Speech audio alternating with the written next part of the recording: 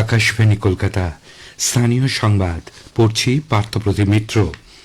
SIR শুনানিতে প্রমাণপত্র হিসেবে জমা দেওয়া রাজ্যের জারি করা ডোমিসাইল সার্টিফিকেট গ্রহণযোগ্য নয়।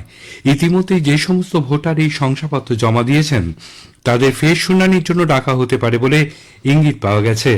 কমিশনের তরফে জানানো হয়েছে, এসআইআর এর প্রামাণ্য নথি হিসেবে রাজ্যে জারি করা স্থায়ী ঠিকানা বা বাসস্থান সংক্রান্ত শংসাপত্র বলতে যা বোঝানো হয়েছে, ডোমিসাইল সার্টিফিকেট তার আওতায় পড়ে না। প্রতিটি রাজ্যে ডোমিসাইল সার্টিফিকেট ইস্যুর জন্য নির্দিষ্ট সরকারি নির্দেশিকা রয়েছে। এই রাজ্যের এই সংক্রান্ত শেষ সরকারি নির্দেশিকা অনুযায়ী মূলত সেনাবাহিনী ও বিভিন্ন আধা সামরিক বাহিনীর চাকরি প্রার্থী অবাঙালি নির্দিষ্ট কিছু শ্রেণীর মানুষ এই সার্টিফিকেটের জন্য যোগ্য বলে উল্লেখ ছিল। কিন্তু বর্তমানে অভিযোগ, রাজ্যে অনেক ক্ষেত্রে নিয়ম না মেনে ডোমিসাইল সার্টিফিকেট ইস্যু করা হচ্ছে। সেই কারণে প্রামাণ্য নথি হিসেবে ওই শংসাপত্রকে ব্যবহার করা যাবে না।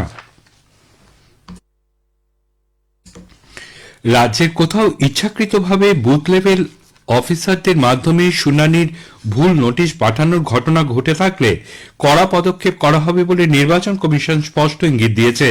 কমিশন সূত্রে জানানো হয়েছে, যদি প্রমাণ মেলে যে উদ্দেশ্য প্রণোদিতভাবে ভোটারদের বিভ্রান্ত করতে বা প্রক্রিয়াকে প্রভাবিত করার জন্য ভুল নোটিশ পাঠানো হয়েছে, সেক্ষেত্রে দোষীদের বিরুদ্ধে এফআইআর দায়ের পর্যন্ত করা হতে পারে। আসন্ন বিধানসভা ভোটে রাজ্যে পর্যাপ্ত কেন্দ্রীয় বাহিনী মোতায়েন নিয়ে কোনো সমস্যা হবে না বলে নির্বাচন কমিশন আশ্বাস দিয়েছে। একসঙ্গে 5 রাজ্যে বিধানসভা নির্বাচন থাকলেও প্রয়োজন অনুযায়ী কেন্দ্রীয় বাহিনী পাওয়া যাবে বলে কমিশনের তরফে জানানো হয়েছে। পাশাপাশি ভোটের কাজে প্রায় 35,000 রাজ্য পুলিশ মোতায়েন করা হবে বলেও কমিশনকে জানিয়েছে রাজ্য সরকার। কলকাতা পুরসভা কলকাতার গার্ডেনের জল প্রকল্প সম্প্রসারণের পরিকল্পনা নিয়েছে। সেই লক্ষ্যে দৈনিক 40 মিলিয়ন গ্যালন উৎপাদন ক্ষমতা সম্পন্ন পরিশ্রুত জল উৎপাদন ইউনিট তৈরি করা হবে বলে জানা গেছে।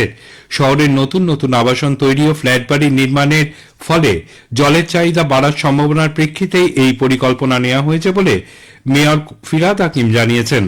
গার্ডেনের জল প্রকল্পে বর্তমানে দৈনিক 240 মিলিয়ন গ্যালন পরিশ্রুত জল উৎপাদিত হয় এবং দক্ষিণ কলকাতার বিভিন্ন অংশে সরবরাহ করা হয়। এছাড়া গড়িয়াতে দৈনিক 10 মিলিয়ন গ্যালন ও ধাপায় দৈনিক 20 মিলিয়ন গ্যালন জল উৎপাদন প্রকল্পের কাজ চলছে।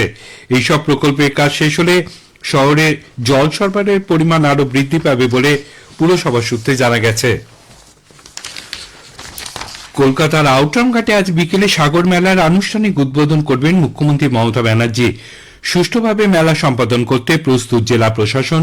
মুড়িগঙ্গা চ্যানেলে পারাপারের সময় ঘন কুয়াশার দৃশ্যমানতা ঠিক রাখতে প্রতিটি মিনারে বিশেষ ফগ লাইটের ব্যবস্থা করা হয়েছে। এ মাসের 9 থেকে 17 তারিখ পর্যন্ত মেলার সঙ্গে সংশ্লিষ্ট সকলের এবং আগত পুণ্যার্থীদের জন্য রাজ্য সরকার 5 লক্ষ টাকার বীমার ব্যবস্থা করেছে। এবারে গঙ্গাসাগর মেলায় স্থায়ী স্নান শুরু হবে মকর সংক্রান্তি ভোর থেকেই, তবে জানুয়ারি মাসের শুরু থেকেই সাগরদ্বীপে পুণ্যার্থীদের ঢল নেমেছে। দেশের বিভিন্ন প্রান্তে যাত্রী বোঝাই বাসে আগুন লাগার একাধিক ঘটনার প্রেক্ষিতে বাস যাত্রীদের নিরাপত্তা জোরদার করতে নতুন ও বিস্তৃত নির্দেশিকা জারি করেছে রাজ্য সরকার। এই নির্দেশিকায় সরকারি ও বেসরকারি দু ধরনের বাসের ক্ষেত্রেই অগ্নি নিরাপত্তা, রক্ষণাবেক্ষণ, নজরদারি ও জরুরি প্রস্তুতির ওপর বিশেষ জোর দেওয়া হয়েছে। নিউটাউনের থাকদারিতে আজ ভোর 6:30 নাগাদ একটি বহুতলে আগুন লাগে। দমকলের 8টি গাড়ি ঘটনাস্থলে আগুন নেভানোর কাজ চালাচ্ছে। কাঁচে ঘেরা এই বিল্ডিং এ আগুন নেভানোর কাজ করতে অসুবিধা হচ্ছে বলে দমকল সূত্রে জানানো হয়। দোতলা একটি কেকের কারখানা থেকে এই আগুন লাগতে পারে বলে অনুমান করছে পুলিশ। দিল্লিতে 9 তারিখ থেকে শুরু হচ্ছে Viksit Bharat young leaders dialogue 2026। Bharat মণ্ডপমে এই অনুষ্ঠান চলবে 12 জানুয়ারি পর্যন্ত। পশ্চিমবঙ্গ থেকে 45 জনের বেশি যুবক যুবতী অনুষ্ঠানে যোগদানের জন্য নির্বাচিত হয়েছে। নির্বাচিত দলটিকে আজ গতকাল ভিক্টোরিয়া মেমোরিয়াল থেকে আনুষ্ঠানিকভাবে নয়াদিল্লির উদ্দেশ্যে যাত্রা শুরুর সংকেত দেন বীরভূমের যুবরাজপুরের বিধায়ক অনুপ কুমার সাহা। রাজ্যের শীতের প্রকোপ অব্যাহত। কলকাতায় সর্বনিম্ন তাপমাত্রা গতকালের থেকে বাড়ল, তা স্বাভাবিকের থেকে কমই রয়েছে। আগামী 7 দিন রাজ্যে শীতল আবহাওয়ার পরিস্থিতি বজায় থাকবে বলে আবহাওয়া দপ্তরের পূর্বাঞ্চলীয় প্রধান ডক্টর হাবিবুর রহমান বিশ্বাস জানিয়েছেন। স্থানীয় সংবাদ শেষ হলো, এরপরে গ্রামীণ সংবাদ 12:30 মিনিটে।